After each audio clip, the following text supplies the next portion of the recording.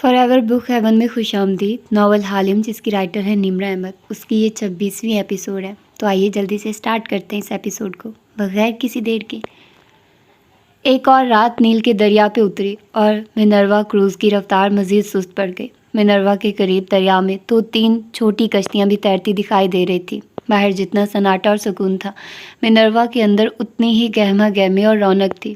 شپ کے ground floor پہ ایک طویل راہداری کی صورت بیکری بنی تھی. وہاں قطار میں شو کیس لگے تھے جن کے اندر رکھے کیک، ڈیزرٹ اور سویٹس قریب آتے مسافروں کو للچا رہے تھے. اس نے پٹی والے پیر پہ نرم سلیپر پہن رکھے تھے اور سر پہ اونی ٹوپی تھی جس سے کالے بال نکل کے گردن سے نیچے گر رہے تھے. وہ جہاز کے سرد ہوتے موسم کی مناسبت سے پوری تیار لگ رہی تھی.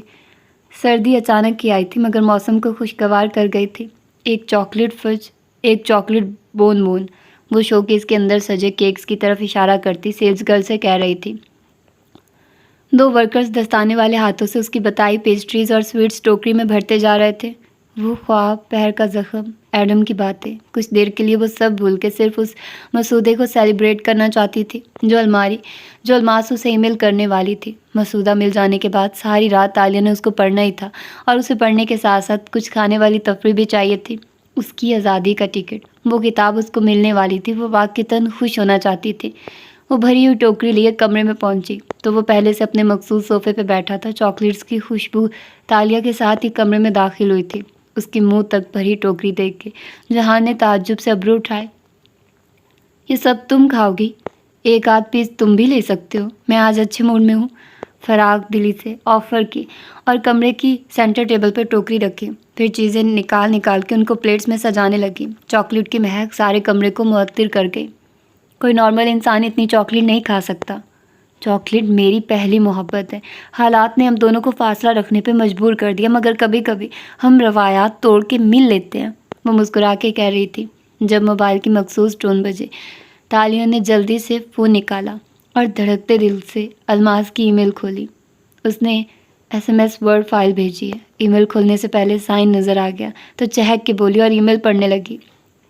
ڈیئر زینب، آپ کا کانٹریکٹ مجھے بالکل مناسب لگ رہا ہے اور ہمارے لیے یہ قابل قبول ہے. چونکہ آپ کو کل ترجمہ شروع کروانا ہے اس لیے میں نے ایک بہترین حل نکالا ہے. میں آپ کو مسودے کے پہلے 5 ابواب بھیج رہی ہوں. آپ ہمارے ترکی آنے تک اس کو ٹرانسلیٹ کروائیے. ہم خود آ کے کانٹریکٹ سائن کر کے پوری کتاب آپ کو دے دیں گے. یوں دن بھی ضائع نہیں ہوں گے اور کتاب وقت پہ بھی آ جائے گی. الماس. تالیہ کی مسکراہٹ یوں غائب ہوئی جیسے اسے کسی نے تھپڑ دے مارا. وہ منہ کھولے فون اسکرین کو دیکھ رہی تھی. قاتلانہ حملے کے جذباتی اثر سے نکل کے الماس نے ایک دانش مندانہ حل نکالا تھا اور وہ حل میز میں سجی ساری شہرینیوں کو کڑوا کر گیا تھا. یہ کیا؟ اس نے ہکا بکا سا چہرہ اٹھایا. Damn it! جہان نے زور سے بوٹ سے میز کو ٹھوکر ماری اور اٹھا. وہ جیسے سخت بد مزہ ہوا تھا. پہلے 5 ابواب میں سے 2 تو وہ پہلے ہی بھیج چکی ہے اور وہ ابواب نیلوفر کی ابتدائی زندگی کے بارے میں ہیں. کسی کو ان سے دلچسپی نہیں. ہمیں درمیان اور آخری کے ابواب چاہیے تھے. اب ہم کیا کریں؟ وہ واپس اسکوائر 1 پہ آ کھڑے ہوئے تھے. تم یوں کرو، وہ سوچ سوچ کے کہنے لگا. تم اس کو ای میل کرو اور اس کو پیار سے سمجھاؤ کہ کیا کر رہی ہو. مجھے بھی سرپرائزز اچھے لگتے ہیں، وہ دان پیس کے کہتی. ہیڈ فون کان پہ لگا رہی تھی. اس کی رنگت گلابی پڑ چکی تھی. تالیہ، اس کو یوں کال مت کرو، پہلے سوچ سمجھ کے پلان کرو. پھر مشورہ مانگا ہے کیا؟ اس نے کیس دباتے ہوئے سرخ آنکھوں سے اسے گھورا. اس کا انداز دیکھ کے وہ احتیاطاً چپ ہو گیا. دوسری طرف سے الماس کا ہیلو سنائی دیا. تالیہ نے کال سپیکرز پہ لگا دی تھی. زینب، ای میل مل گئی؟ وہ خوشگوار انداز میں بولی. الماس، یہ تو 5 ابواب ہیں. وہ رخائی سے بولی. جی، جب تک آپ ان کا ترجمہ کروائیں گی ہم. الماس، آپ نے میرا نان ڈسکلوجر ایگریمنٹ پڑھا ہے یا نہیں؟ جی میں نے. اس پہ میرے اور میرے باس کے سائن ہیں. جانتی ہم دونوں کون ہیں؟ وہ سنجیدگی سے کہہ رہی تھی. ہم ترکی کے ٹاپ لٹریری ایجنٹ ہیں اور اس ایگریمنٹ میں ہم دونوں نے نیلوفر خانم سے حلفیہ وعدہ کیا کہ اس مسودے کا لیک نہیں کریں گے اور اگر ہم نے ایسا کیا تو ہمارا لائسنس کینسل ہو جائے گا، یعنی دوبارہ کبھی لٹریری پریکٹس نہیں کر سکیں گے. آپ کو اندازہ ہے کہ بغیر مسودہ دیکھے میرے باس نے، آواز غصے سے بلند ہونے لگی، جو کہ یورپ کے ایک نامور ایجنٹ ہیں جو ہارپر کولنز اور رینڈم ہاؤس جیسے اداروں کے ساتھ کام کرتے ہیں، اس آدمی نے بغیر مسودہ دیکھے میرے کال پہ اعتبار کر کے اتنا بڑا ڈاکومنٹ سائن کر کے دے دیا کیونکہ میں نے کہا تھا کہ صبح تک آپ مسودہ بھیج دیں گی.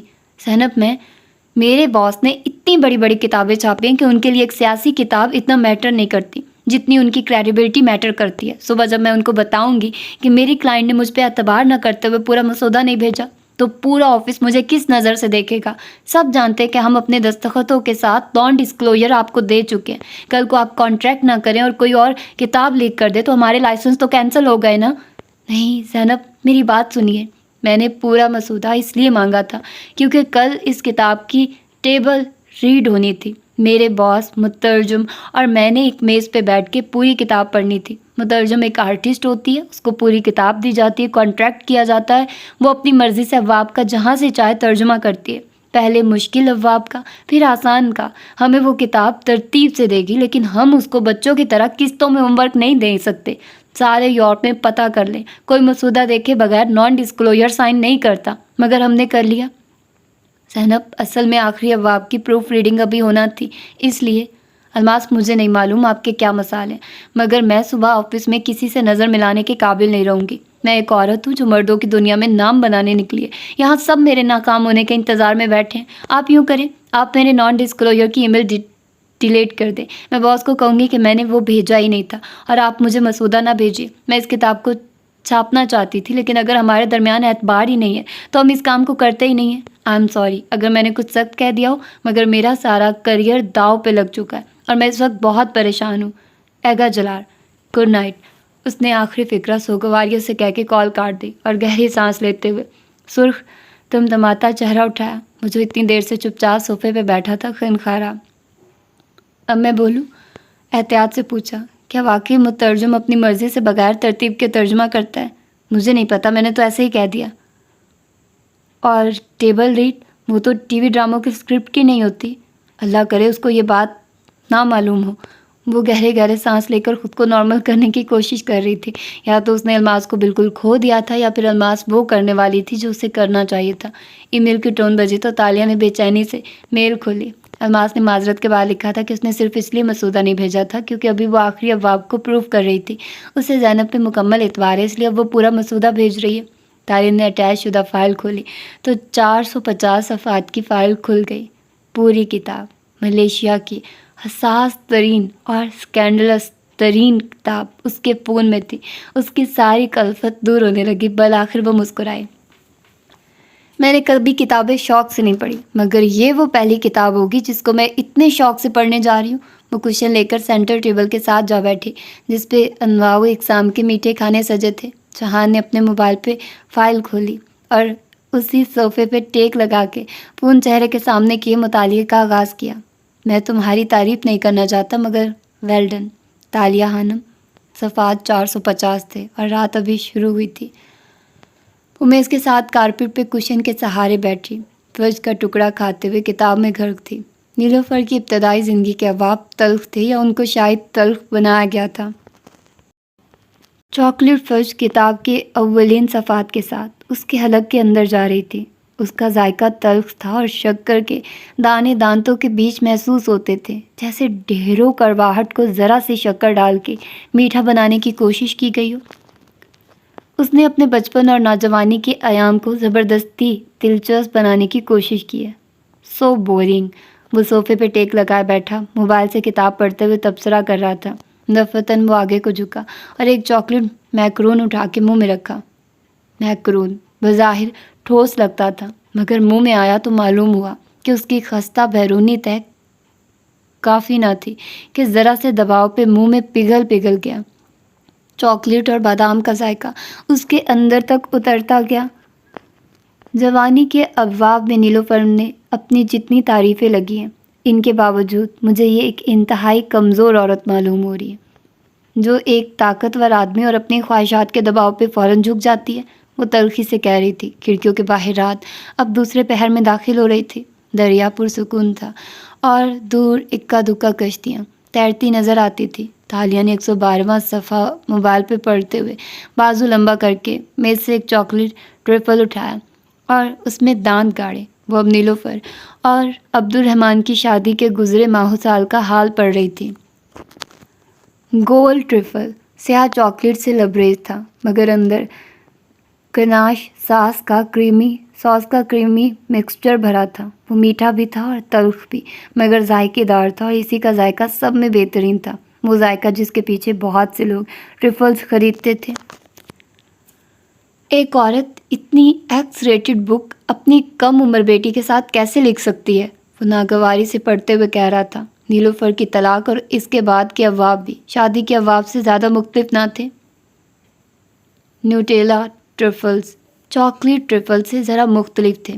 उनमें हेज़लनट और न्यूटेला डाला गया था। वो इतने ही स्याह और तल्ख थे, मगर नट्स उनको जायकेदार बना रहे थे। स्याह चॉकलेट का सफ़र मज़ीद दिलचस्प होता जा रहा था।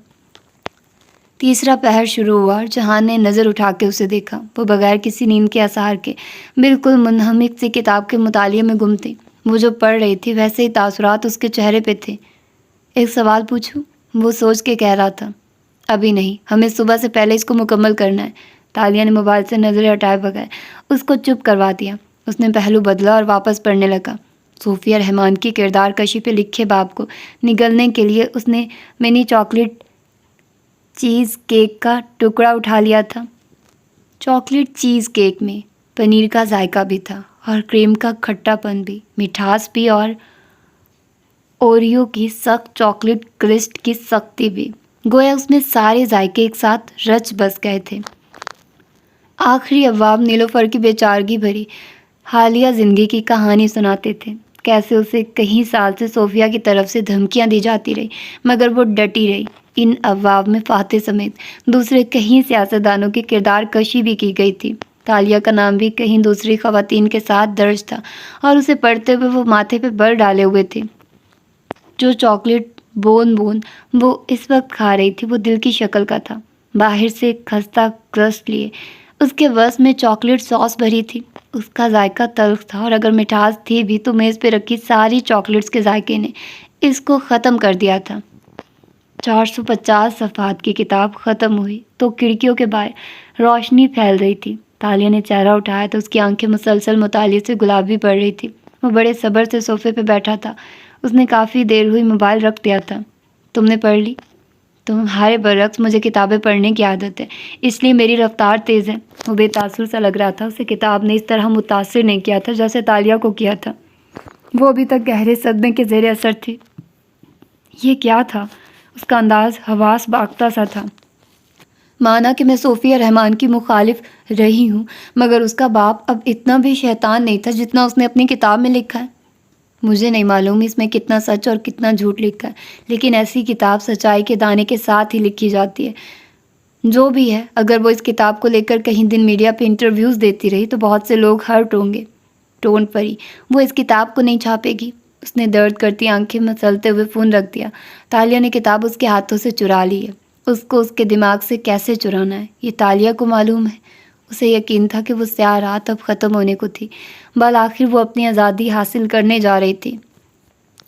मनरवा क्रूज़ का सफ़र अभी रवां दवां था। आज सुबह वो एक दूसरे खंडर पर रुकी थी और मुसाफिर उतर के उस खंडर की सियाहत में मसरूफ़ हो गए थे। ऐसे में तालिया चुपचाप अपनी जैकेट की हुड सर पे गिराए, बैग कंधे पर डाले, गर्दन झुकाए उस मजमे के दरमियान से रास्ता बनाती सड़क की तरफ बढ़ गई थी। उसका काम क्रूज़ में मुकम्मल हो चुका था। 5 दिन बाद उसने कोई सड़क देखी थी। गाड़ियाँ, मोटर बाइक्स और तेज़ चलती बसें अजीब सी लग रही थी। कल तक लगता था कि सारी दुनिया पानी में डूब चुकी है। जब वो कदीम मलाका में 4 माह गुजार के आई थी तब भी ऐसा ही मालूम होता था। शायद हमारे इर्द गिर्द हर चीज़ हमें तब तक अजीब लगती है जब तक उसकी आदत न पड़ जाए, बुराइयों की भी, अच्छाइयों की भी। उसने एक टैक्सी रोकी और उसमें बैठी। वो वापस काहिरा जा रही थी। खिड़की से बाहर देखते हुए हुड के हाले में उसका चेहरा मुस्कुराता हुआ नज़र आ रहा था। ये मुस्कुराहट बहुत अरसे बाद उस चेहरे पे नज़र आई थी। ये कदीम मलाका जाने से कबल वाली स्कैमर तालिया की मुस्कुराहट थी। अब उससे सोफिया को कॉल करनी थी। जब आपने मुझे मुलाकात का शर्फ बख्शा था, यांग दी बर हुर्मत, वो खिड़की से बाहर देखते हुए मोबाइल कान से लगाए अपनी ज़बान में कह रही थी। सोफिया दूसरी जानिब हमतन गोश थी। तो आपने कहा था कि आप उस किताब को बर्दाश्त नहीं कर सकेंगी। कोई भी बेटी नहीं कर सकती। अब मुझे बताओ कि पहले आप मुझे कुछ बताइए, वो दो टोक अंदाज में बोली। आप क्यों चाहती हैं कि इस किताब को छापने का ख्याल नीलूफर के ज़हन से निकल जाए? क्या मुझे दोबारा बताने की ज़रूरत है? सोफिया को यह सवाल नागवार गुजरा। اس فساد پہ میں آپ کا واحد نائٹ ہوں ملکہ عالیہ. آپ کو اس کتاب سے پیچھا چھڑانے کے لیے تالیہ کے سوالات کو برداشت کرنا پڑے گا. صوفیہ نے کڑوی سی سانس اندر اتاری اور بظاہر تحمل سے بولی. میں یہ اس لیے چاہتی ہوں تاکہ نیلوفر میرے باپا کو بدنام نہ کر سکے. اور آپ کے باپا کیسے بدنام ہوں گے؟ اس کی کتاب کی غلاظت لوگوں کے ذہنوں میں بیٹھ جائے گی. میرے ووٹرز کے دل میں میرے باپا کا امیج تباہ ہو جائے گا. تو یہ ہمارا سب سے بڑا خوف ہے نا، کہ داتو سرے کو بدنام ہونے سے بچایا جائے. تم یہ آلریڈی جانتی ہو تالیہ، وہ ضبط سے بولی. مزید اس کتاب کے شائع ہونے کا سوچ کے کیا بری باتیں آپ کے ذہن میں آتی ہیں؟ صوفیہ نے چند لمحے کے لیے سوچا. وہ عورت ہر بین الاقوامی چینل پہ بیٹھ کے انٹرویوز دے رہی ہوگی، مثالیں دار چٹپٹی باتیں بتا رہی ہوگی، عوام دم سادھے اس کو سن رہے ہوں گے، وہ ہر جگہ چھائی ہوگی. اگر ایسا ہوا بھی تو آپ کی پارٹی بھی جوابی انٹرویوز دے گی. ہاں، اور اس صوفیہ بمقابلہ نیلوفر جنگ سے میری ساری کمپین تباہ ہو جائے گی. میری پارٹی سب کام چھوڑ کے اس کو جواب دے رہی ہوگی فاتح کا مقابلہ کرنے کے بجائے. اور اگر ہم جواب نہیں دیتے تو نیلوفر ون وومن شو کے طور پہ چھا جائے گی، آگے کنواں پیچھے کھائی. اس کے علاوہ اس کے سوال صوفیہ کو تاؤ دلا رہے تھے. اس کے علاوہ یہ کہ وہ نہ صرف میرے باپ کو بدنام کرے گی بلکہ اپنی کتاب بیچ کے کہیں $1,000,000 کما لے گی. وہ ایک بہت امیر عورت بننے والی، اسی لیے میں چاہتی ہوں کہ یہ کتاب نہ ہے. اگر یہ کسوٹی ختم ہو گئی ہے تو میں اپنے کام کر لوں. ایک آخری بات، تالیہ سوچتے ہوئے بولی. آپ یہ چاہتی ہیں کہ داتو سری بدنام نہ ہو، نیلوفر امیر نہ ہو اور وہ میڈیا پہ کسی ملکہ کی طرح بیٹھی انٹرویوز نہ دے رہی ہوں. ہمارے یہ 3 مقاصد پورے ہو گئے تو میری ڈیل پوری ہو گئی ہے نا؟ ہاں، اور یہ سب تبھی ہو سکتا ہے جب وہ اس کتاب کو شائع نہ کرے. یانگ دی برحرمت عزت مآب، وہ مسکرا کے کھڑکی کے باہر گزرتی دکانوں کو دیکھ کے بولی. میں آپ سے وعدہ کرتی ہوں کہ یہ تینوں کام ہو جائیں گے. میں کامیابی کے بہت قریب ہوں، مگر آپ کو مجھے میرے طریقے سے کام کرنے دینا ہوگا. تمہارا طریقہ؟ آپ دیکھ لیں گی، یہ تالیہ کے پلانز ہیں. تالیہ کی مرضی. اس نے مسکرا کے فون رکھ دیا. ٹیکسی اب قاہرہ کے ایک مصروف بازار کے درمیان سے گزر رہی تھی. سڑک کے دونوں اطراف خوانچہ فروشوں کی ریہڑیاں اور رش نظر آتا تھا. شیشے بند ہونے کے باعث شور اندر نہیں آ رہا تھا. تالیہ اسی مسکراہٹ کے ساتھ سر جھکائے فون پہ ای میل لکھنے لگی. ڈیئر الماس، کتاب کی ٹیبل ریڈ مکمل ہو چکی ہے اور ترجمے کا آغاز ہو گیا ہے. یہ کتاب اتنی ایموشنل اور دل کو چھونے والی تھی کہ اس کو پڑھتے وقت کمرے میں ایک بھی آنکھ خشک نہیں تھی. میں اور میری ٹیم بے چینی سے آپ کا ترکی میں انتظار کر رہے ہیں. کیا ہی اچھا ہو کہ آپ کروز پہ اپنا سفر مختصر کر کے پرسوں ہی ترکی آ جائیں. انڈین سب ایڈیٹر بھی یہاں ہوں گے اور آپ جلد سارے کام مکمل کر کے شادی کی تیاریوں میں میری فیملی کے ساتھ شامل ہو سکیں گی. زینب کامران.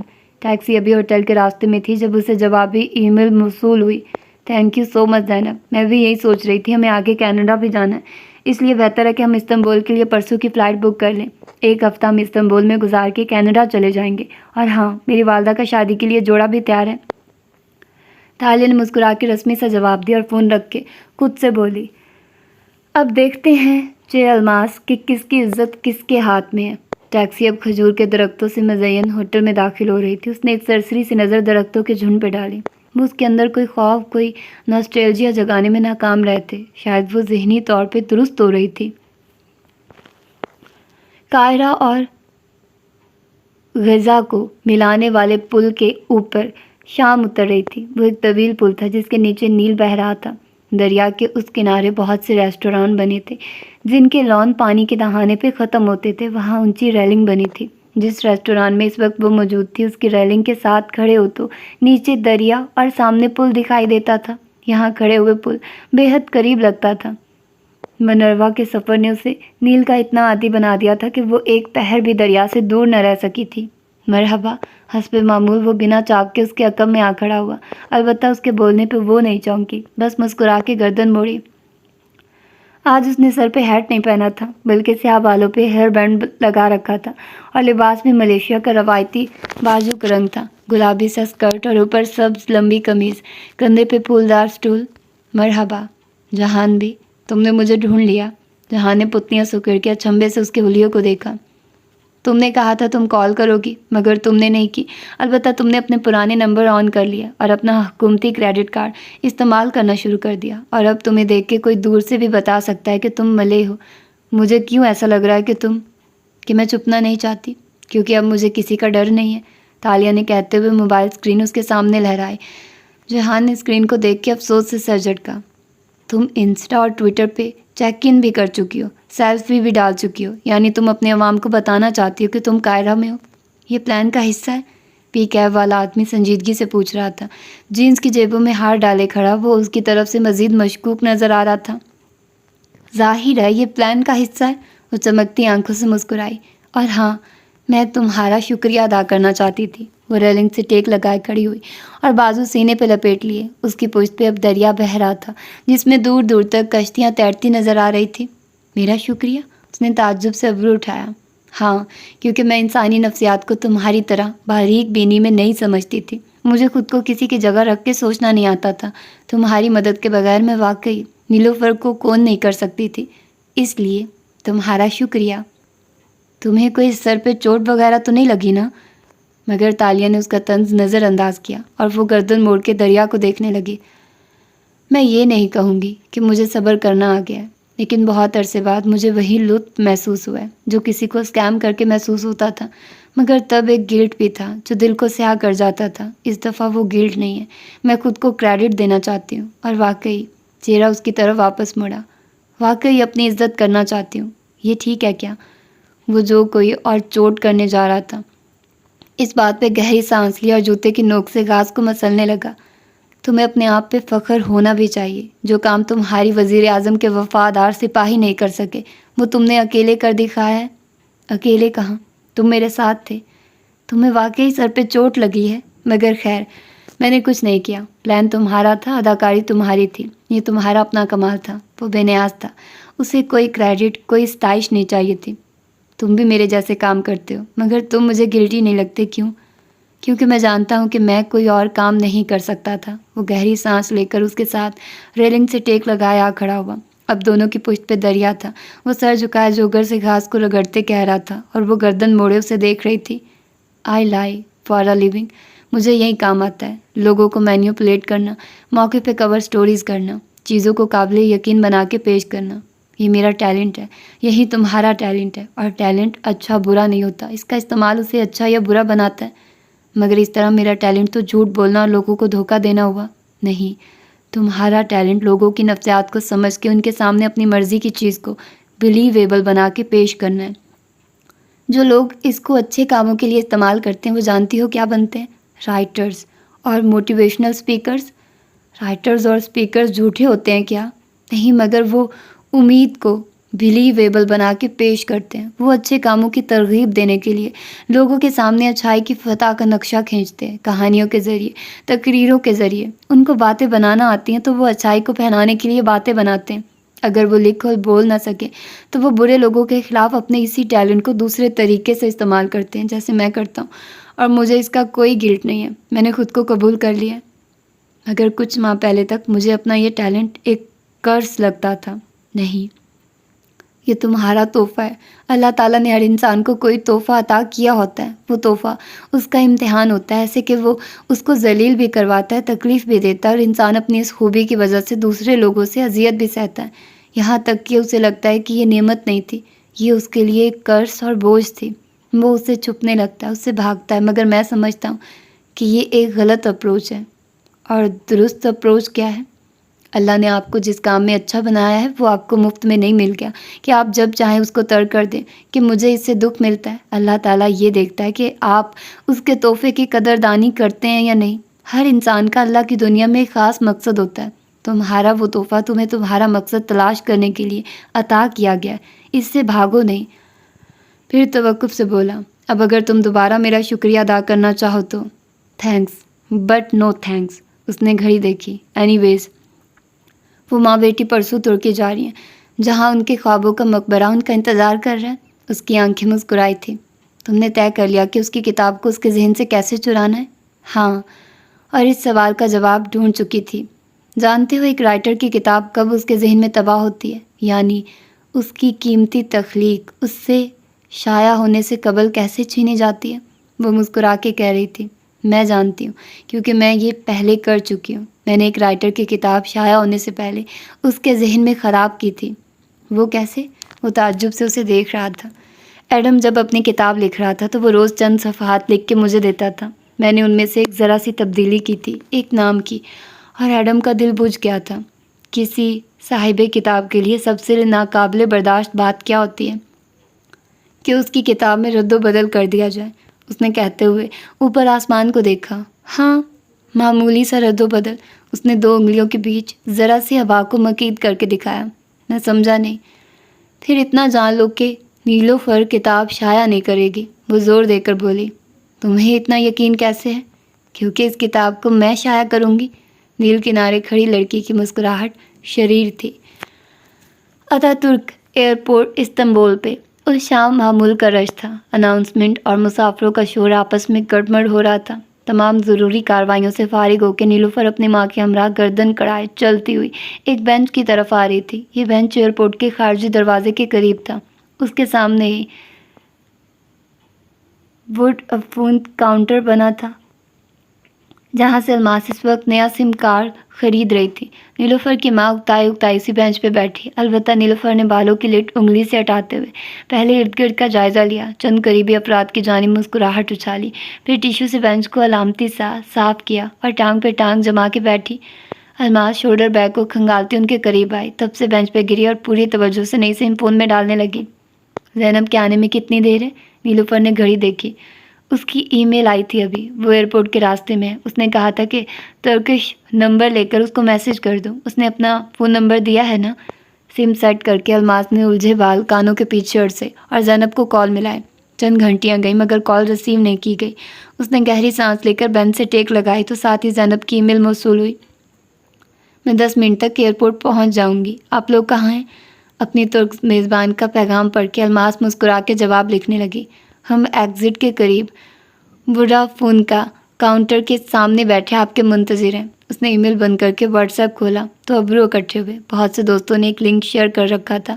ممی، اس نے چوکنے انداز میں اسکرین کو دیکھتے ماں کو پکارا۔ وہ جو تالیہ مراد ہے نا، اس نے اس روز مندر میں آپ کی گفتگو ریکارڈ کر لی تھی، دیکھیے اس نے ویڈیو پبلک کر دی ہے۔ تالیہ نے اس ویڈیو کو ٹویٹ کر دیا تھا اور الماس کو برا لگا تھا، مگر نیلوفر گردن پیچھے پھینک کے ہنستی۔ ہاں تو اچھا ہے نا، وہ مجھے زیادہ مشہور کر رہی ہے۔ پھر الماس کے کندھے پہ جھک کے اس کی اسکرین پہ جھانکا۔ میرا خیال ہے مجھے ایک باب الگ سے تالیہ اور اس کے باس کے افیئر پہ بھی لکھ دینا چاہیے۔ انگلیوں سے ہوا میں لکھنے کا اشارہ کیا۔ میرے قلم کی ذرا سی جنبش ان کو منہ دکھانے کے قابل نہیں چھوڑے گی۔ الماس مسکرا دی۔ گڈ آئیڈیا، اور فون جیب میں ڈال دیا۔ اب ان کو تسلی سے زینب کا انتظار کرنا تھا۔ ایک کلی قریب آیا اور ٹیکسی کے بارے میں معلومات دینے لگا تو الماس نے ہاتھ جلا دیا۔ ہماری فرینڈ پک کرنے آ رہی ہے۔ وہ سر ہلا کے چلا گیا۔ لمحے یوں ہی پھسلتے رہے۔ وہ تینوں اپنے اپنے فون پہ لگی اپنی سوشل میڈیا دیکھ رہی تھی۔ دفتن الماس نے گردن اٹھا کے دیکھا، آدھا گھنٹہ ہو چکا تھا مگر زینب نہیں آئی تھی۔ اس نے فون پہ ای میل کھولی اور پیغام لکھا۔ زینب میم، نیلوفر تھکنے لگی ہیں، آپ کب تک پہنچیں گی؟ فون نیچے کیا ہی تھا کہ وہ کلی دوبارہ قریب منڈلانے لگا۔ میں نے کہا ہے نا کہ میری فرینڈ ایئرپورٹ کے راستے میں ہے، تم ہٹو یہاں سے، اس نے سختی سے کہا تو کلی نے دان نکالے۔ وہ دوسرے ایئرپورٹ تو نہیں چلی گئی؟ وہ ترک ہے، اس کو راستے آتے ہوں گے، اس کی فکر نہ کرو۔ نیلوفر نے جمائی روکتے ہوئے ہاتھ جلایا مگر الماس کرنٹ کھا کے سیدھی ہوئی۔ دوسرا ایئرپورٹ؟ جی میڈم، استنبول میں 2 ایئرپورٹ ہیں، صبیحہ گوکچن اور اتا ترک۔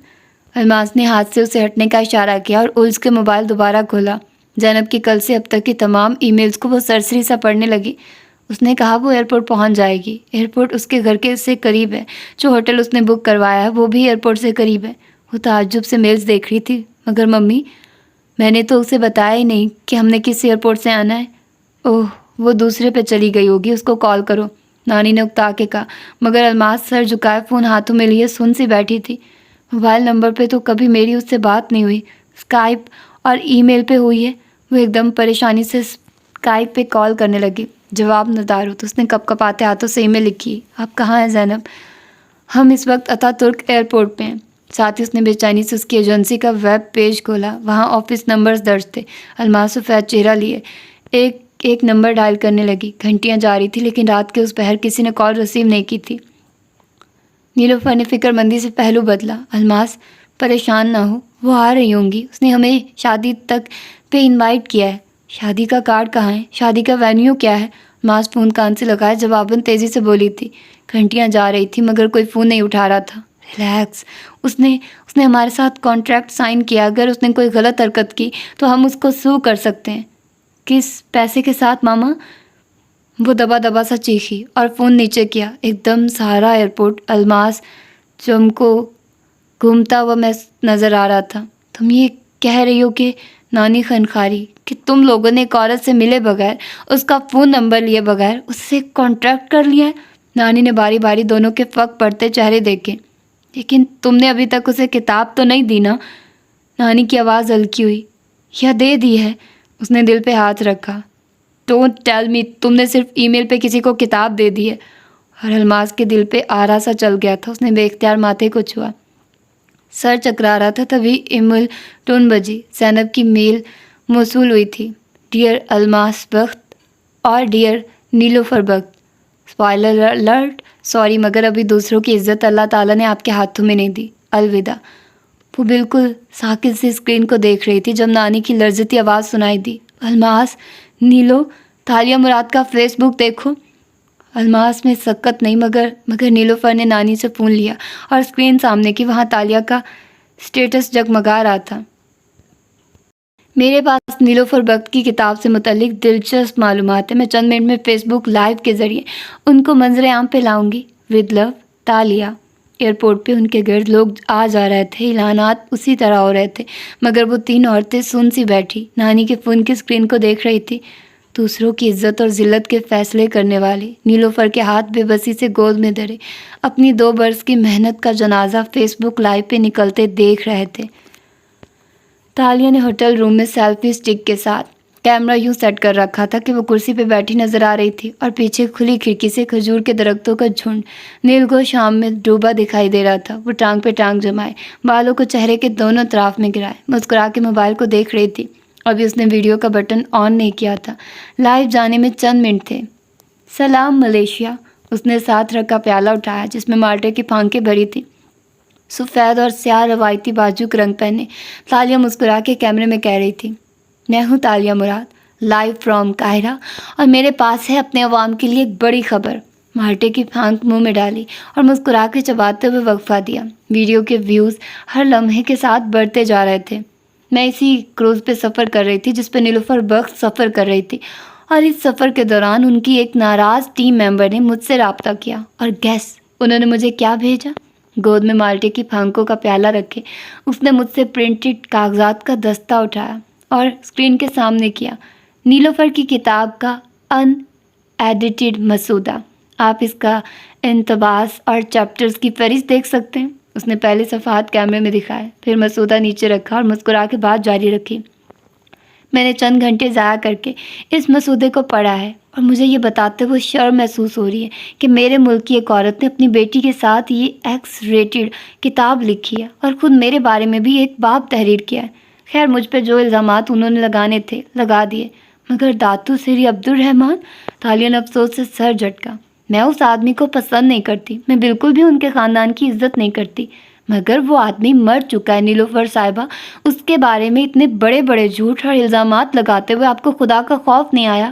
ایکچولی میں آپ کو بتاتی ہوں کہ انہوں نے داتو سری پہ کیا الزام لگائے ہیں، بلکہ وہ رکی، میں اپنے عوام کے مفاد میں یہ کتاب مفت میں آپ سے شیئر کرنے کے لیے تیار ہوں، مگر کل واپس KL جا کے، اور ہاں اگر مجھے راستے میں کچھ ہو گیا تو اس کی ذمہ داری نیلوفر بخت ہوں گی۔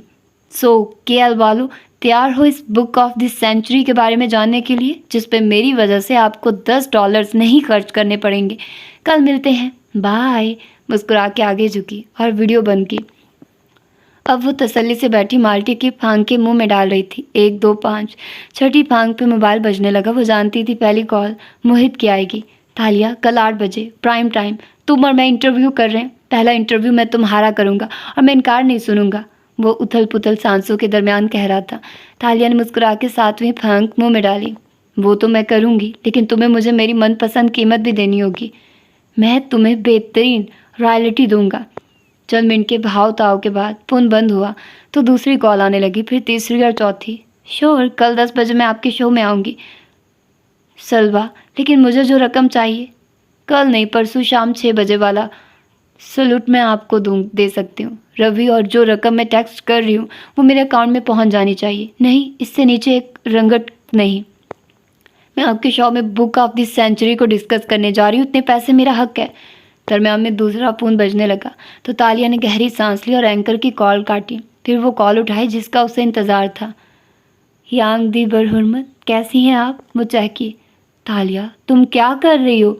सोफिया गुस्से से कांपती आवाज़ में गराई थी। मैं? उसने एक फांक मुंह में डाली और चबाते हुए बोली, आपकी इज्जत की हिफाजत कर रही हूँ, इस किताब को लीक करके। या अल्लाह, मैंने तुम्हें किताब रोकने को कहा था। नहीं, चबाते हुए सर दाएं से बाएं झुलाया।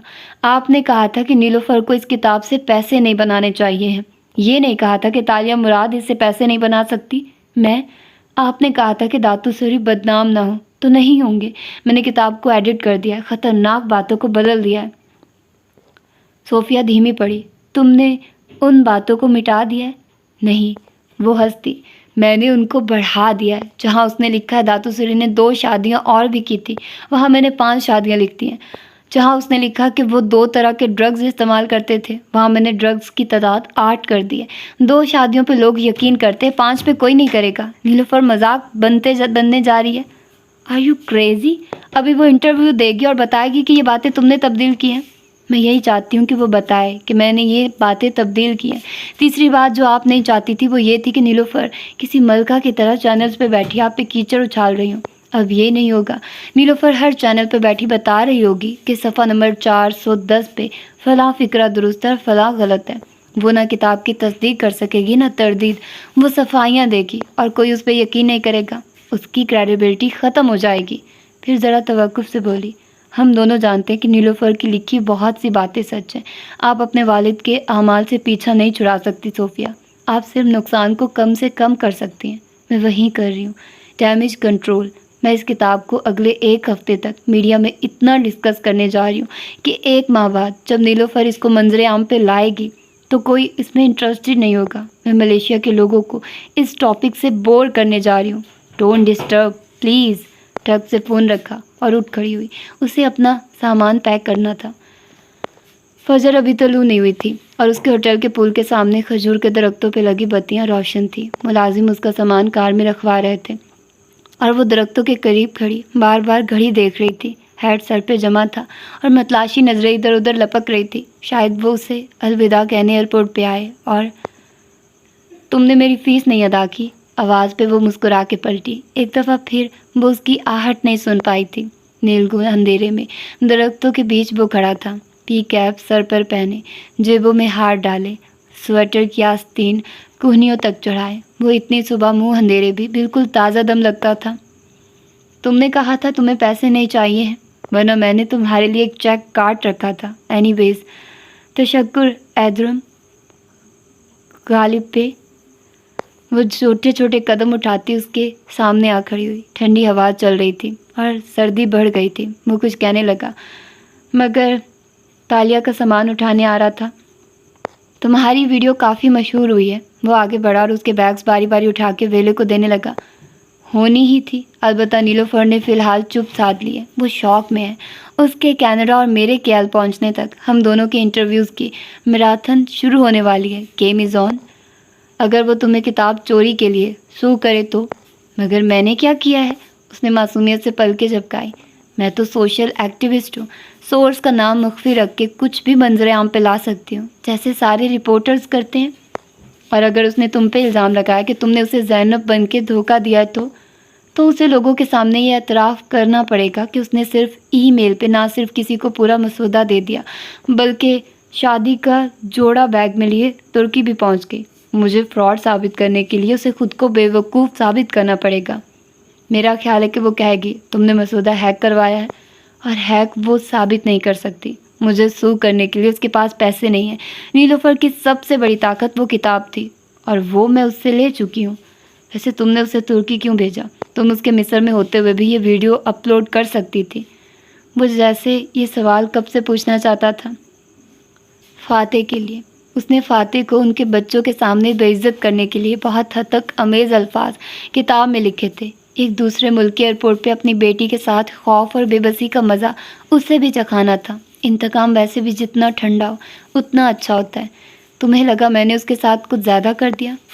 اوہ، مجھے کوئی پرابلم نہیں ہے دوسروں کی عزت کو اپنے ہاتھ میں سمجھنے والوں کے ساتھ فائنل شو ڈاؤن کرنا، مجھے ویسے ہی بہت پسند ہے۔ وہ کھلے دل سے مسکرایا تھا، پھر جیسے کچھ یاد آیا۔ تم نے مجھے 3 احرام والے ہیرو کا قصہ نہیں سنایا؟ تالیہ کی مسکراہٹ گہری ہوئی۔ تم جاننا چاہتے تھے نا کہ میں نے وہ کیسے چرائے تھے؟ ذرا توقف سے بولی۔ مگر میں نے وہ چرائے ہی نہیں تھے، مجھے یہ بھی نہیں معلوم کہ وہ واردات کس نے کی تھی۔ اس کی مسکراہٹ غائب ہوئی، ابرو استجاب میں اٹھے۔ مگر تم نے کہا تھا۔ میں نے کہا تھا کہ اس بارے میں آخر میں بتاؤں گی، یہ نہیں کہا تھا کہ وہ میرا کام تھا۔ سوری، مسکراہٹ دبا کے کندھے پھر سے اچکائے۔ وہ چل ہمیں ماتھے پہ بر ڈالے، اسے دیکھتا رہا، پھر افسوس سے گہری سانس لی۔ نو آفینس، لیکن تم واقعی اتنی بڑی واردات کر بھی نہیں سکتی تھی۔ کیوں نہ میں تمہیں ایک اور کہانی سناؤں؟ پل کے جھپکا کے معصومیت سے کہا۔ تمہاری کمزوری میں نے ڈھونڈ لی ہے۔ اچھا، وہ تن سے مسکرایا اور دونوں ابرو اٹھائے۔ میں جان گئی ہوں کہ تم اپنی فیملی کا ذکر کیوں نہیں کرتے، کیونکہ تم مجھ پہ یا اپنے کسی ورک پارٹنر پہ کبھی بھی بھروسہ نہیں کر سکتے۔ کب کون بک جائے کسی کو نہیں معلوم، مگر میں نے سوچا کہ تم اپنی بیوی یا ماں باپ بہن بھائی ان سب کو اتنا مخفی کیوں رکھتے ہو، اور تب مجھے خیال آیا کہ تمہاری فیملی میں صرف یہی لوگ نہیں ہوں گے، بلکہ وہ اس کے چہرے کو غور سے پڑھتے ہوئے کہہ رہی تھی، بلکہ کوئی ایسا بھی ہے جس کے لیے تم خوف زدہ رہتے ہو۔ اس طرح کے کاموں میں تمہیں سب سے زیادہ خطرہ صرف ایک وجود کے لیے رہتا ہے۔ نیم اندھیر درختوں میں اس کی آواز سرگوشی میں بدل گئی تھی۔ یو ہیو اے چائلڈ، وہ اس کے چہرے سے نظریں ہٹائے بغیر کہہ رہی تھی، بیٹا یا شاید بیٹی جو بہت معصوم اور کم عمر ہے، اور اس کے لیے تم ڈرتے ہو۔ اسی لیے میں چاہوں بھی تو تمہاری فیملی کا پتہ نہیں لگا سکتی، ہے نا؟ وہ بے تاثر چہرے سے اسے دیکھ رہا تھا۔ اس کی بات ختم ہوئی تو تالیہ نے دیکھا، اس نے دان سے نچلا لب کاٹا تھا۔ جب وہ بولا تو لہجہ سرد تھا۔ فی الحال تم ان کیکس کی فکر کرو تالیہ، جو کوئی تمہارے نام سے بیچتا ہے، تمہارے خلاف کوئی سازش کر رہا، اور ایسی سازشوں پہ ملک کے وزیر اعظم بھی بچانے نہیں آیا کرتے۔ اس کے سرد اور روکھے انداز پہ وہ مسکرا کے کندھے چٹکتی بیگ لیے آگے بڑھی اور جاتے جاتے فکرہ اچھالا۔ تمہیں کیسے پتا ان سازشوں کے بارے میں؟ وہ چند قدم آگے بڑھ گئی تھی جب اس نے اندھیر درختوں کے جھنڈ سے اس کی آواز سنی۔ کیوں چیتالیہ، تم کتابیں نہیں پڑھتی کیا؟ ان الفاظ پہ وہ پتھر کا بت بن گئی۔ قدم وہیں ثبت ہو گئے اور چند لمحے کے لیے دل دھڑکنا بھول گیا، پھر وہ تیزی سے گھومی۔ تمہیں کیسے پتا یہ فکرہ؟ جو الفاظ لبوں پہ ٹوٹ گئے۔ درختوں کا جھنڈ ویران تھا، وہاں کوئی نہ تھا، سایہ تک نہیں۔ کسی خیال کے تحت اس نے اپنے ہینڈ بیگ کے کھلے دہانے میں ہاتھ ڈالا۔ پہلے کانے میں رکھا چیک بھی غائب تھا۔ وہ اپنی فیس اپنے طریقے سے لے چکا تھا۔ اس نے کہا تھا کہ اسے پیسے نہیں چاہیے ہیں، مگر اس نے یہ بھی کہا تھا کہ آئی لائف فار اے لیونگ۔ وہ پول کے کنارے تنہا کھڑی تھی۔ جہان سکندر جامنی اندھیرے میں غائب ہو چکا تھا، ایسے جیسے وہ کبھی اس کی کہانی میں آیا ہی نہ ہو۔ تالیہ نے ایک تھکی ہوئی گہری سانس اندر کھینچی اور آگے بڑھ گئی۔ اس کو ایئرپورٹ پہنچنا تھا۔ پردھانا پترا ملیشیا کے دارالحکومت پترا جایا کی ایک سبز گنبد والی پرشکواسی عمارت ہے، جس کے اندر وزیر اعظم کا آفس موجود ہے۔ آفس میں بھوری لکڑی کا کام نمایاں نظر آتا ہے۔ وہاں ایک بڑی ٹیبل کے پیچھے صوفیہ رحمان ٹیک لگائے پرجمان تھی، اور اس کی پشت پہ دیوار گیر بک شیلف بنے تھے جو گہری بھوری لکڑی کے تھے۔ اتنے کھلے سے آفس کو گہرے رنگوں نے تنگ سا بنا رکھا تھا۔ دیوار پہ نصب ٹی وی روشن تھا اور ٹیک لگا کے بیٹھی صوفیہ چینل پہ چینل بدل رہی تھی۔ ایک چینل پہ تالیہ مراد اسٹوڈیو میں بیٹھی نظر آتی تھی، ٹانگ پہ ٹانگ جمائے۔ وہ مصنوعی غصے سے کہہ رہی تھی، ٹھیک ہے میں صوفیہ رحمان کی مخالف ہوں، مگر فوت ہو جانے والوں کا احترام انسانیت کے زمرے میں آتا ہے۔ صفحہ نمبر 312 پہ نیلوفر داتو سری کے بارے میں لکھتی ہیں کہ وہ نفسیاتی مریض بھی تھے اور یہ دوائیں استعمال کرتے تھے۔ مجھے بتائیے ایک آدمی نفسیاتی مریض ہونے کے ساتھ 2 دفعہ ملک کا وزیر اعظم کیسے رہ سکتا ہے؟ وہ تعجب سے کہہ رہی تھی۔ احمقانہ الزامات، انتہائی احمقانہ۔ اینکر افسوس سے سر جھٹک رہا تھا۔ صوفیہ نے چینل بدلا۔ نیلوفر ایک دوسرے شو میں بیٹھی تھی، کرسی پہ آگے ہو کے دونوں ہاتھ اٹھا کے وہ کہہ رہی تھی، دیکھیے میری کتاب میں تبدیلیاں کی گئی ہیں، اس کو ہیک کیا گیا۔ آپ یہ کہہ رہی ہیں کہ یہ کتاب جھوٹ ہے جو تالیہ مراد منظر عام پہ لائی ہیں؟ میں یہ کہہ رہی ہوں کہ داتو سری ڈرگ ایڈکٹ اور نفسیاتی مریض نہیں تھے؟ اینکر جھرا کر رہا تھا۔ نہیں، ہاں وہ تھے، مگر میں نے ڈرگس کے نام یہ نہیں لکھے تھے۔ دیکھیے جب اصل کتاب آئے گی تو اگر یہ سچ نہیں ہے تو آپ تالیہ مراد کو کورٹ لے جائیے یا اس کتاب کو مکمل طور پہ جھوٹا قرار دے دیں۔ آپ خود بھی کنفیوزڈ ہیں نیلوفر صاحبہ۔ اینکر اس کو برہمی سے ٹوک رہا تھا۔ آپ نے کتاب میں فیمیل اینکرز کے بارے میں انتہائی نازیبا الفاظ استعمال کیے، کیا آپ کے پاس اس سب کا ثبوت ہے؟ اور نیلوفر کو سمجھ نہیں آ رہا تھا کہ وہ کیا کہے۔ کتاب میں خواتین اینکرز کے نام تالیہ نے بدل دیے تھے۔ اس سب کو ایسے نہیں ہونا تھا جیسے ہو رہا تھا۔ صوفیہ نے سرخ بٹن دبایا تو ٹی وی اسکرین بجھ گئی۔ وہ سوچتی نظروں سے دیوار کو دیکھنے لگی۔ تبھی سامنے بیٹھا دولت خنخارا، اس کی ناک پہ ابھی تک بینڈیج لگا تھا۔ یانگ دی برحرمت، تالیہ نے ڈیل پوری نہیں کی، اس نے کتاب روکنے کی بجائے شائع کر دی ہے۔ اس لیے ہمیں ڈیل پوری کرنے کی ضرورت نہیں ہے، ہم اس کی سابقہ چوریوں کی بنیاد پہ اس کو گرفتار کر سکتے ہیں۔ وہ آگے کو ہوا کہہ رہا تھا۔ صوفیہ نے مسکارا لگی آنکھوں کا رخ اس کی طرف موڑا۔ سفید سکارف کے حالے میں اس کا چہرہ پرسوچ نظر آتا تھا۔ یعنی ہم اس کو عوام کے سامنے چور ثابت کریں تاکہ نیلوفر کا دعویٰ سچ ہو جائے کہ تالیہ نے اس کی کتاب چرائی ہے، مگر اور اسے فراڈ ثابت کرے تاکہ وہ میرے باپ کے حق میں جو باتیں کہہ رہی ہے وہ معتبر نہ رہی۔ لیکن وہ ان ساری حساس باتوں کو بڑھا چڑھا کے بیان کر رہی ہے۔ مگر کیا لوگ ان بچکانہ الزامات پہ یقین کر رہے ہیں دولت؟ صوفیہ نے ابرو اٹھائے۔ نہیں میم، دولت کی آواز ہلکی ہوئی۔ لوگ نیلوفر کا مذاق اڑا رہے ہیں اور یقین نہیں کر رہے، وہ رسوا ہو کے رہ گئی ہے۔ مگر تالیہ اس سب سے فائدہ اٹھا رہی ہے، وہ انٹرویوز سے پیسے کما رہی ہے، وہ سارے میڈیا پہ چھائی ہوئی ہے۔ وہ ایک اسکیمر ہے میم، ہم اس کو یوں آزاد نہیں چھوڑ سکتے۔ ہم ڈپارٹمنٹ کے لیے کیا مثال سیٹ کر رہے ہیں؟ تمہیں یاد ہے مجھے سب سے زیادہ ڈر کس بات کا تھا دولت؟ کرسی کی پشت سے ٹیک لگائے صوفیہ نے لمحے بھر کو آنکھیں بند کی کہ وہ عورت میرے باپ پہ کیچڑ اچھالے گی اور مجھے اس کو جواب دینا پڑے گا۔ میں نے آج تک پبلک میں اس کو جواب نہیں دیا، مجھے اپنے مقام سے اتر کے اس کی باتوں کو گریز کرنا پڑے گا۔ صوفیہ ورسز نیلوفر، یہ میرے لیے بھیانک خواب تھا۔ اس نے آنکھیں کھولی اور طمانیت سے مسکرائی۔ مگر مجھے ایک لفظ نہیں کہنا پڑا، میری پارٹی کو سوائے افسوس کے اظہار کے زبان نہیں ہلانی پڑی۔ ہمیں تو پتہ ہی نہیں ہے کہ یہ کیا ہو رہا ہے۔ پچھلے 4 دن سے میڈیا پہ صرف تالیہ ورسز نیلوفر چل رہا ہے۔ اسے چلنے دو دولت، یہ میرے حق میں جا رہا ہے۔ پھر وہ سیدھی ہوئی اور قلم نکال کے کاغذ پہ دستخط کیے۔ پھر وہ کاغذ دولت کی طرف بڑھایا۔ یہ تالیہ مراد کا کانفیڈینشیل سرکاری پارڈن ہے، وہ اپنے تمام جرائم سے آزاد ہے۔ تمہارا ڈپارٹمنٹ اس کے خلاف تمام چارجز ڈراپ کر کے اس کو فل امیونٹی دینے کا پابند ہے۔ جو آپ کا حکم ہو میم، دولت نے ناخوشی سے کہتے معافی نامہ اٹھا لیا۔ اس کے پاس اب اس کو سرکاری دستاویزات میں بدلنے کے سوا کوئی چارہ نہ تھا۔ حالم کا بنگلہ بہت عرصے بعد آباد سا لگتا تھا۔ لاؤنج کے پردے ہٹے تھے اور سرما کی دھوپ پوری آزادی سے اندر آ رہی تھی۔ بڑے صوفے پہ کسی شہزادی کی تمکنت سے گھر کی مالکن بیٹھی تھی، ٹانگ پہ ٹانگ جمائے، گہرے نیلے اور سبز رنگ کے باجوک رنگ پہ ملبوس۔ وہ مسکرا کے سامنے بیٹھے دولت کو دیکھ رہی تھی۔ دولت چند کاغذات اس کی میز پہ رکھ رہا تھا اور تالیہ نے اس امر کو یقینی بنایا تھا کہ وہ اس کی انگلی کی سرخ یاقوت والی انگوٹھی اور کانوں میں پہنے ہیرے بار بار دیکھے۔ تو اب میں آزاد ہوں؟ انگلی کان کے ٹاپس پہ پھیرتے ہوئے شہزادی نے پلکیں جھپکا کے پوچھا۔ سامنے بیٹھے دولت نے سنجیدگی سے اسے دیکھا۔ وہ بھورے سوٹ میں ملبوس تھا اور آگے کو ہو کے بیٹھا تھا۔ چہرے کے تاثرات میں ضبط کا عنصر نمایاں تھا۔ جی چیتالیہ، آپ آزاد ہیں۔ گو کہ آپ کا طریقہ کافی غلط تھا، مگر پردھان منتری نے آپ پہ رحم کھاتے ہوئے اپنا وعدہ پورا کیا۔ ایک بات پوچھوں؟ معصومیت سے استفسار کیا۔ جی۔ آپ کی ناک کیسی ہے؟ ہلکا سا مسکرائی۔ آپ کی مالی حالت کی طرح ہر دن کے ساتھ بہتر ہو رہی ہے۔ اس نے اطراف پہ تنزیہ نگاہ ڈالی۔ آپ میری حلال کی کمائی سے رشک محسوس کر رہے ہیں دولت صاحب؟ اسی سادگی سے پلکیں جھپکائی۔ میری چھٹی حس کہتی ہے کہ یہ سب عارضی ہے چیتالیہ۔ وہ پہلی دفعہ مسکرایا تھا۔ اس کی زیرک نگاہیں تالیہ کے اندر تک جھانک رہی تھی۔ ایک بات یاد رکھیے گا، آپ کا معافی نامہ آج کی تاریخ سے پہلے تک کے تمام جرائم کو کور کرتا ہے۔ آج کے بعد آپ کے ہر عمل پہ میری نظر ہوگی۔ آپ ذرا سا پھسلنا بھی افورڈ نہیں کر سکتی۔ آپ کو کیوں لگتا ہے کہ میں پھسلوں گی؟ وہ کھڑکی سے آتی سنہری روشنی کے حالے میں بیٹھی تھی۔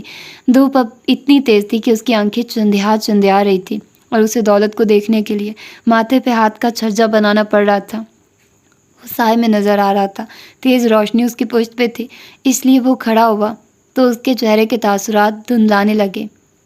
کیونکہ میں ایک بات جانتا ہوں، پرانی عادتیں نئے ارادوں سے پختہ ہوتی ہیں۔ آپ کو سیدھے دروازوں کی عادت نہیں ہے، آپ کے قدم خود بخود چور راستوں کی طرف اٹھتے ہیں۔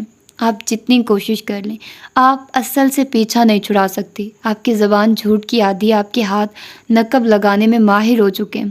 جلد یا بدیر آپ کے سامنے دوبارہ سے وہی ترغیبات آئیں گی، خواہش کے ہاتھوں یا خوف سے مجبور ہو کہ آپ کے قدم آپ کو ایک دفعہ پھر اسی راستے پہ لے جائیں گے۔ آپ کی انگلیاں ممنوع تالوں کی طرف بڑھیں گی اور آپ سوچے سمجھے بغیر ان کو کھولنا چاہیں گی۔ میں اس وقت کا انتظار کروں گا، وہ تنبیہ کے انداز میں کہتا پلٹا تھا۔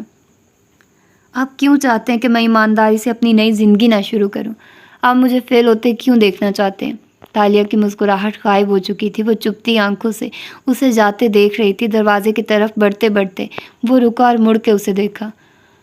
اب وہ روشنی اور اندھیرے کے کھیل سے دور تھا، اس لیے اس کا چہرہ چھاؤں میں تھا اور کرخت تاثرات واضح تھے۔ میں نے ساری زندگی پہلے پولیس اور پھر انٹیلیجنس سروس میں ایمانداری سے اپنے ملک کی خدمت کی ہے۔ میں نے آپ سے بڑے بڑے کرمنلز کو جیل میں ڈالا ہے۔ میں کبھی بھی کرمنلز کے ساتھ ڈیلز کرنے اور ان کو امیونٹی دینے کے حق میں نہیں ہوں۔ اوپر سے آئے احکام کے باعث میں مجبور تھا، مگر ایسی ڈیلز لا انفورسمنٹ کو ہمیشہ ناخوش رکھتی ہے۔ میں ناخوش ہوں، میرا ڈپارٹمنٹ ناخوش ہے، اور ہم سب آپ سے دوبارہ کسی دوسرے ہال میں ملنے کے منتظر رہیں گے۔ چیتالیہ سر کو جنبش دے کر سلام کیا اور باہر نکل گیا۔ تالیہ نے گہری سانس خارج کی۔ وہ کبھی دوبارہ اس آدمی کو نہیں دیکھنا چاہتی تھی، اور یقیناً اس کی کوئی وجہ بھی نہیں بنے گی۔ وہ غلط کہہ رہا تھا۔ تالیہ کبھی دوبارہ کوئی جرم نہیں کرے گی۔ اس نے اپنا عزم خود سے دہرایا تھا۔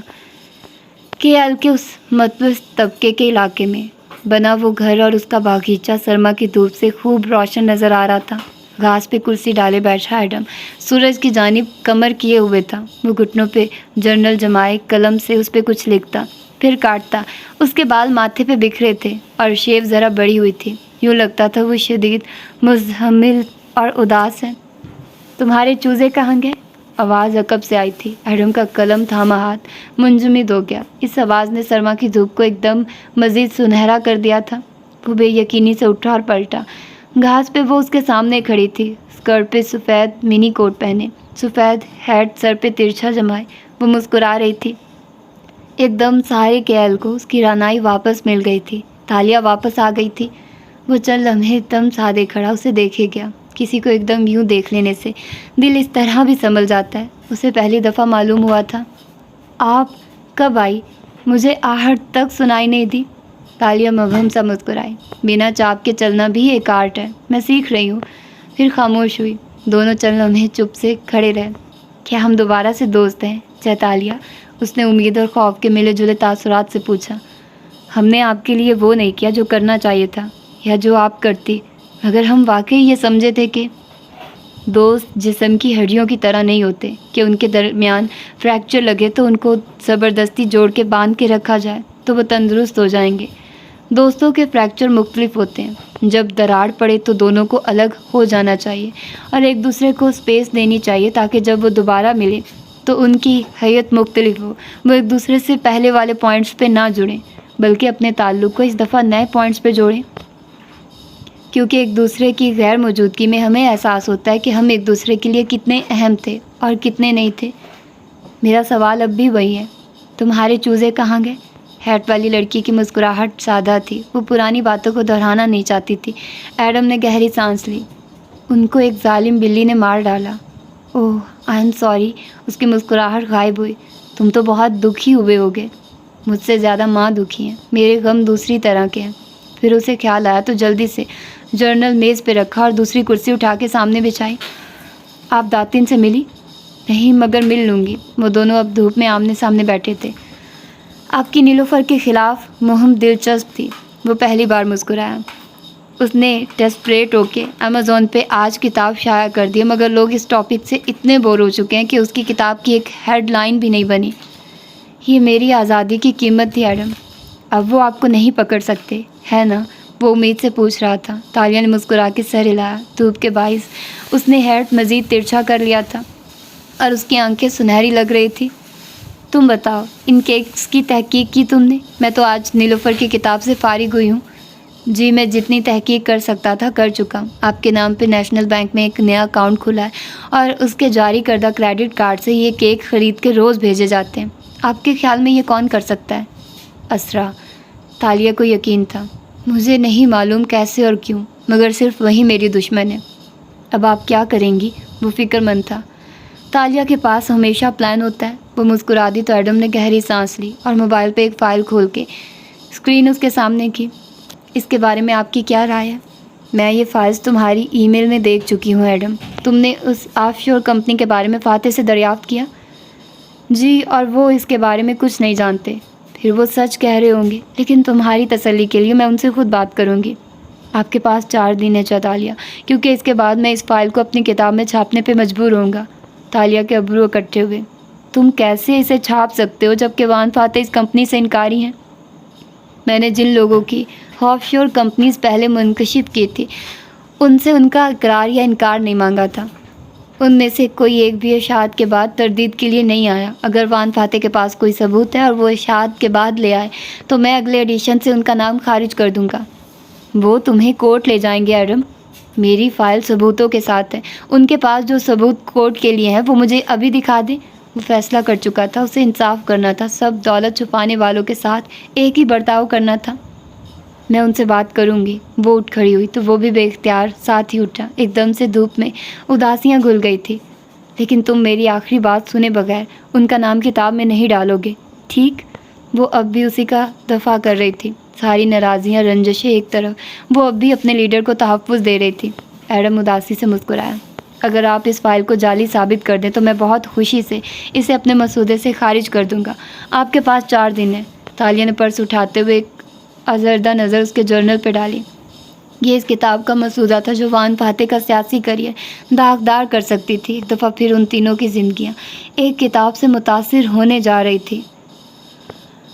وان فاتح کی رہائش گاہ پہ سحر پیر اتر رہی تھی جب تالیہ نے اپنی کار باہر کھڑی کی. ہیٹ اتار کے فرنٹ سیٹ پہ رکھا، بال پونی میں جکڑے اور کوٹ کی شکنیں درست کرتی باہر نکلی. اس نے گھنٹہ پہلے واٹس ایپ پہ فاتح کو پیغام بھیجا تھا. میں آپ سے ملنا چاہتی ہوں ابھی اسی وقت. ایک مان سا تھا کہ وہ فوراً اس کے لیے وقت نکال لے گا. وہ جو اس کے پیچھے اس کے گھر آتا تھا، جو اس کے لیے خط لکھتا تھا، جو اس سے ای میلز میں پوچھتا تھا کہ وہ کب آئے گی، وہ اس کے لیے وقت ضرور نکالے گا. اس کا جواب 2 منٹ کے اندر موصول ہوا تھا. میں گھر پہ ہوں، ابھی آ جاؤ. اس کے دل کی حالت تب سے عجیب سی تھی. وہ گیٹ تک پہنچ گئی تھی مگر عجیب ہیجان میں مبتلا تھی. کیا پہلے کہنا تھا؟ گلا، شکوہ، رخائی کا اظہار. اور کیا نہیں کہنا تھا؟ کیا وہ بنگا رایا ملائیو کا ذکر کرے گا؟ کیا اس کو کچھ یاد آیا ہوگا؟ وہ اتنے دن بعد اس سے ملنے جا رہی تھی. دل عجیب سا ہو رہا تھا. گارڈ نے اسے دیکھتے دروازہ کھول دیا. بٹلر اسے خوش آمدید کہتا سیدھا اندر لے آیا. فاتح صاحب نے مجھے بلایا تھا، اس نے خامخواہ وضاحت دی. بٹلر سر ہلا کے اسے سیڑھیوں کی طرف لے آیا. آپ اوپر اسٹڈی میں بیٹھیے، میں ان کو بھیجتا ہوں. وہ ریلنگ پہ ہاتھ رکھ کے زینے چڑھنے لگی.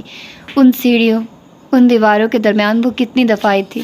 اسرا کی دوست سے لے کر فاتح کی چیف آف سٹاف تک کا سفر اس نے کیسے طے کیا تھا؟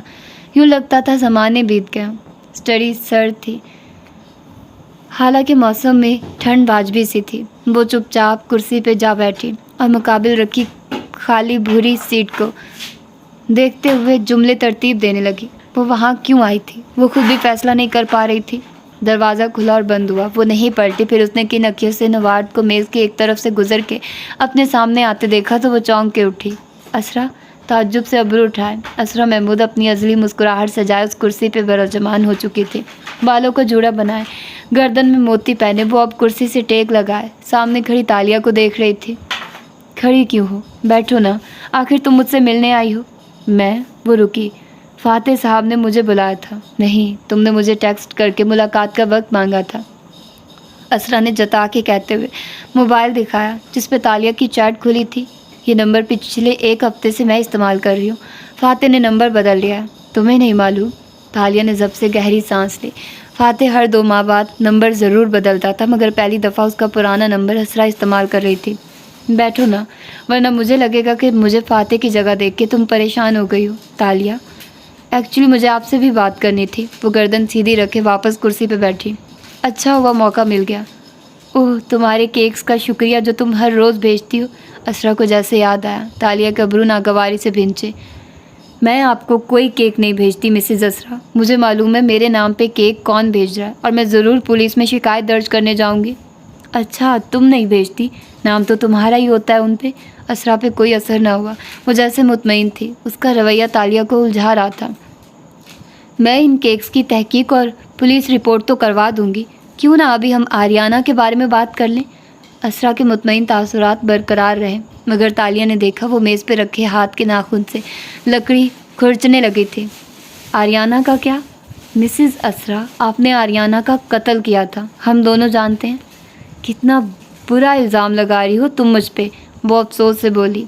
آریانہ کا خون آپ کے ہاتھ پہ ہے. خود پہ رحم کھائیے اور وان فاتح کو اپنے منہ سے بتا دے. شاید وہ آپ کو معاف کر دے، نہیں تو میں ان کو بتا دوں گی ثبوت کے ساتھ. وہ ٹھنڈے انداز میں بولی. نظریں اسرا کی آنکھوں پہ جمی تھی. تالیہ تمہیں لگتا ہے تم یہ کر کے مجھ سے کچھ چھین لو گی؟ تم غلط ہو. تم پہلے ہی مجھ سے سب کچھ چھین چکی ہو. اب میرے پاس کھونے کو کچھ نہیں بچا. پھر اسرا اٹھی اور میز کے پیچھے سے نکل کے دروازے تک آئے. دروازہ پورا کھول دیا. پھر اسی اطمینان سے دیوار میں نصب شیلف تک آئی. ایک کرسٹل کا ڈیکوریشن پیس اٹھایا اور پلٹی. تم میرے شوہر کو مجھ سے چھیننا چاہتی ہو؟ وہ ایک دم گھرائی تھی. اس کی آواز اتنی بلند تھی کہ تالیہ بے اختیار کھڑی ہو گئی.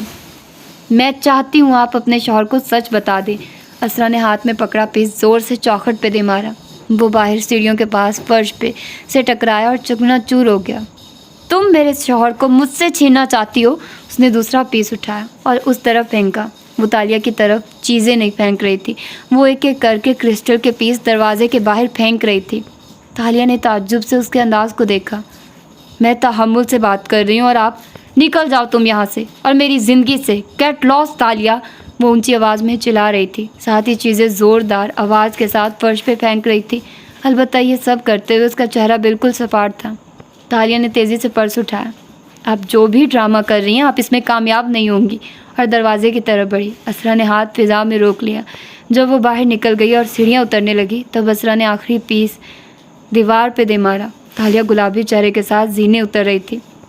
ملازم لاؤنج میں اکٹھے ہوئے گردن اٹھائے سراسمگی کے عالم میں اسے دیکھ رہے تھے. وہ کسی کو بھی دیکھے بنا زینے پھلانگتی دروازے کی طرف بڑھ گئی. اسے یہاں آنا ہی نہیں چاہیے تھا.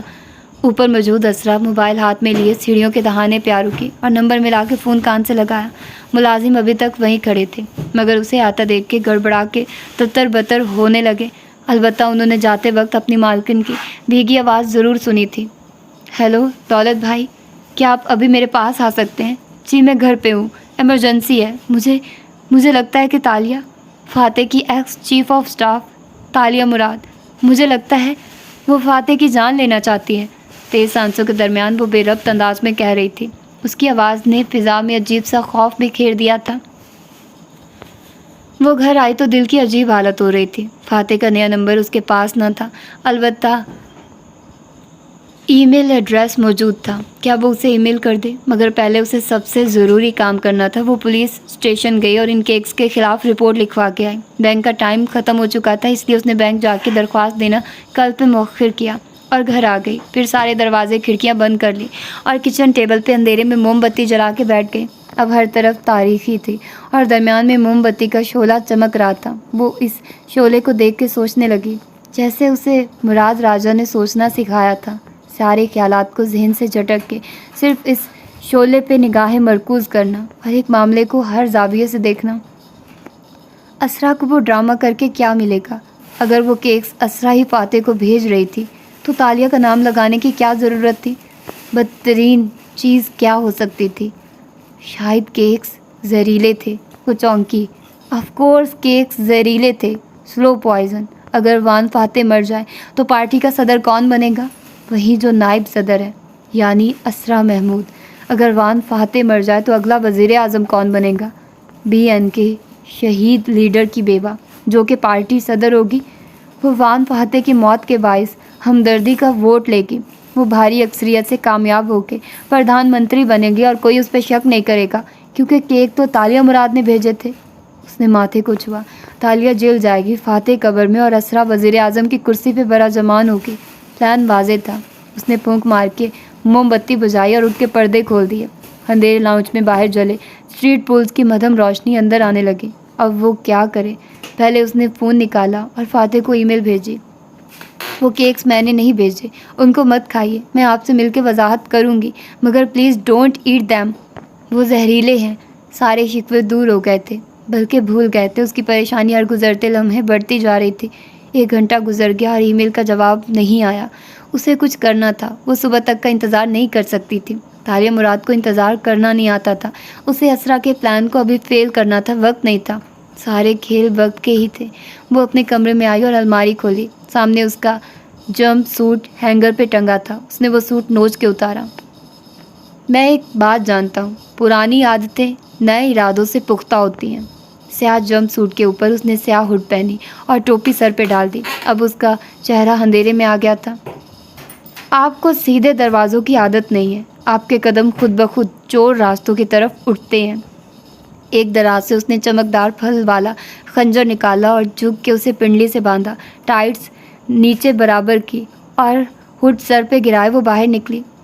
آپ جتنی کوشش کر لیں، آپ اپنے اصل سے پیچھا نہیں چھڑا سکتی۔ باہر ہلکی ہلکی بارش شروع ہو چکی تھی۔ سرما کی بارش کی ہلکی ٹھنڈ میں اضافہ کر رہی تھی۔ اس نے ٹیکسی وان فاتح کی اسٹریٹ سے 2 گلیاں چھوڑ کے روک دی تھی۔ وہ باہر نکلی تو بوندا باندی تیز ہو چکی تھی۔ آپ کی زبان جھوٹ کی عادی ہے۔ تیز قدموں سے چلتی وہ وان فاتح کی اسٹریٹ کے دہانے پہ آئے تو وہاں دن میں روشنی کا سما تھا۔ تالیہ کا دل دھک سے رہ گیا۔ باہر پولیس کی گاڑیاں اور ایمبولینس کھڑی تھی۔ آپ کے ہاتھ نقب لگانے میں ماہر ہو چکے ہیں۔ وہ تیزی سے واپس بھاگی، اس کا رخ پچھلی گلی کی طرف تھا۔ وان فاتح کے گھر سے عین پچھلے گھر کی دیوار تک وہ آ رکی۔ یہ گھر خاموشی میں ڈوبے تھے۔ وہ جانتی تھی کہ اسے کیا کرنا ہے۔ جلد یا بدیر آپ کے سامنے دوبارہ سے وہی ترغیبات آئیں گی۔ اس نے پچھلے گھر کی دیوار پھیلانگی اور بیرونی زینے پہ کسی بلی کی طرح چڑھتی گئی۔ گھر کی چھت پہ پہنچ کے وہ بھاگتی ہوئی اس کونے تک آئی جو فاتح کے گھر سے ملتا تھا۔ صرف ایک کونا اور درمیان میں 2 فٹ کا فاصلہ۔ خواہش کے ہاتھوں یا خوف سے مجبور ہو کہ آپ کے قدم آپ کو ایک دفعہ پھر اسی راستے پہ لے جائیں گے۔ اندھیرے میں کسی ہیولے کی طرح سیاہ بلی دوسری چھت پہ کود گئی، پھر دھیرے دھیرے قدم اٹھاتی وہ فاتح کے لان کے عین اوپر چھت پہ آ رکی۔ آپ کی انگلیاں ممنوع تالوں کی طرف بڑھیں گی اور آپ سوچے سمجھے بغیر ان کو کھولنا چاہیں گے۔ میں اس وقت کا انتظار کروں گا۔ لان میں پولیس کے سپاہی کھڑے تھے۔ چند ملازم بھی افسوس اور شوق سے منہ پہ ہاتھ رکھ کے کھڑے تھے۔ کسی نے کسی کو کچھ بتایا تو اس نے سر ہلاتے ہوئے انا للہ پڑھا۔ موت کی وجہ کیا ہے؟ موت؟ مجھے تو یہ قتل لگتا ہے، قتل۔ ٹوٹی پھوٹی سرگوشیاں کانوں میں پڑی۔ اس کا دل جیسے اوپر حلق میں آنے لگا۔ وہ چھت سے نیچے کھلنے والے دروازے کی طرف دوڑی۔ دروازہ بند تھا مگر وہ جانتی تھی کہ لاک کس نوعیت کا ہے۔ اس نے کپ کپاتے ہاتھوں سے پن اندر ڈالی اور کھولنے لگی۔ بارش مسلسل تیز ہو رہی تھی۔ پانی کے باعث اس کے ہاتھوں سے پن بار بار پھسل رہی تھی۔ آنکھوں سے آنسو بھی بہنے لگے تھے۔ کیا اسے دیر ہو گئی تھی؟ کیا اسرا اپنا کام کر چکی تھی؟ دروازہ کھلا تو وہ بنا آہٹ کے اندر داخل ہوئی۔ یہ کوریڈور بحران اور خاموش پڑا تھا۔ بتی البتہ روشن تھا۔ اس نے ایک بتی بند کی اور باقی جلی رہنے دی تاکہ نیچے کسی کو علم بھی نہ ہو اور وہ اندھیرے میں رہے۔ کوریڈور کے دہانے پہ سیڑھیاں تھیں۔ وہ چھت کے دروازے کے ساتھ دیوار سے لگی ریلنگ کی طرف بڑھنے لگی۔ جہاں سے ریلنگ شروع ہوتی تھی وہاں تالیہ رکی اور سر ذرا سا جھکایا۔ نیچے لاؤنج میں مجمع لگا تھا۔ دائرے کی صورت چند افراد وہاں کھڑے تھے۔ تالیہ نے بے چینی سے ایک ایک کا چہرہ دیکھا۔ ایک دولت تھا، اس کے ساتھ موجود 2 افراد کو وہ نہیں پہچانتی تھی۔ وہ ایک اسٹریچر کے گرد کھڑے تھے۔ اسٹریچر پہ رکھی باڈی پہ سفید کپڑا ڈالا تھا۔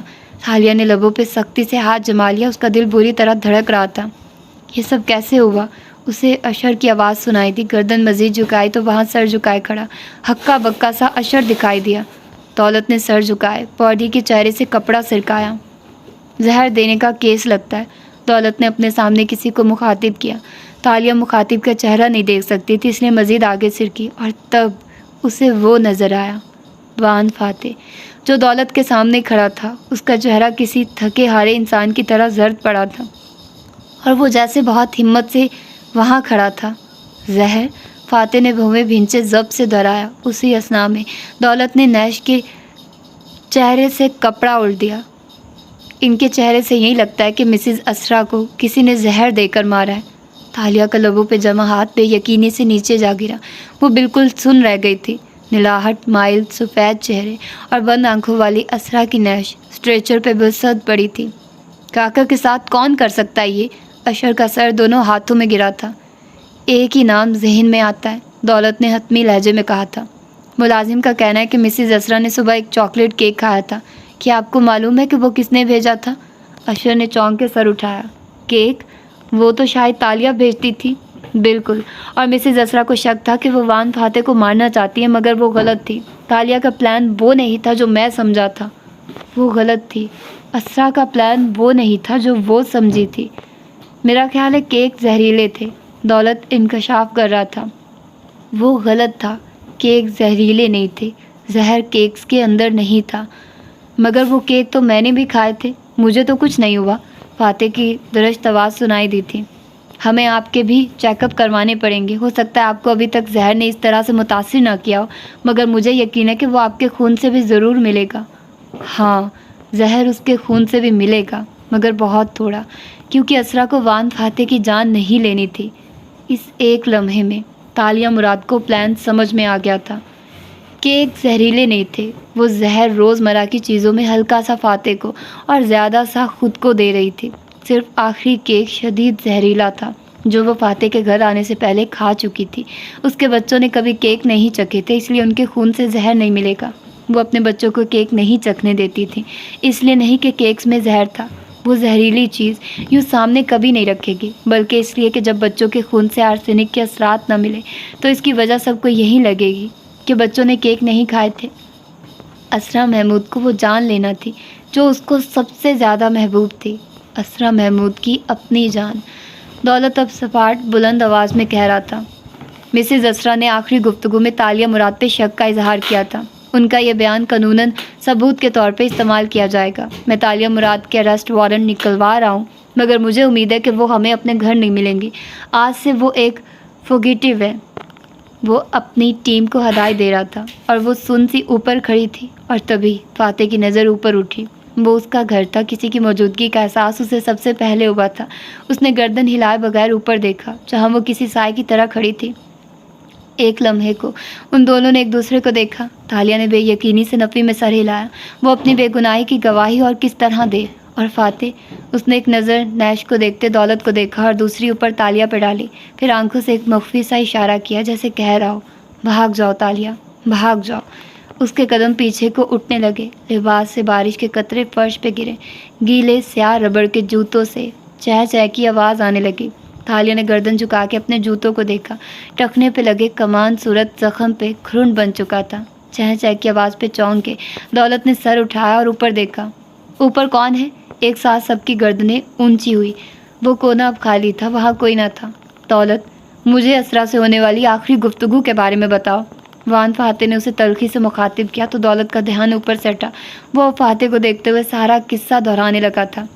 دوپہر میں مجھے اسرا کی کال آئی تھی، انہوں نے مجھے بلایا تھا، اور جب میں آیا تو باہر اندھیر رات میں سیاہ بلی کسی چھلاوے کی طرح ایک چھت سے دوسری چھت پھلانگ رہی تھی۔ اس کے آگے صرف تاریکی تھی اور نیچے گہری کھائی۔ تو یہ تھی آج کی ایپیسوڈ۔ یقیناً آپ لوگوں کو پسند آئی ہوگی۔ اور اسرا نے کیا کیا یار، مطلب کیا ہی کہہ سکتے ہیں۔ ہم کچھ اور سمجھ رہے تھے، سب نے کچھ اور سوچا، اور ہوا کیا، اس نے خود کی جان لے لی۔ تو پھر دیکھتے ہیں کہ اگلی ایپیسوڈ میں کیا ہوتا ہے، اور پھر ملتے ہیں۔ اپنا ڈھیر سارا خیال رکھیے گا اور مجھے دعا میں یاد رکھیے گا۔ اللہ حافظ۔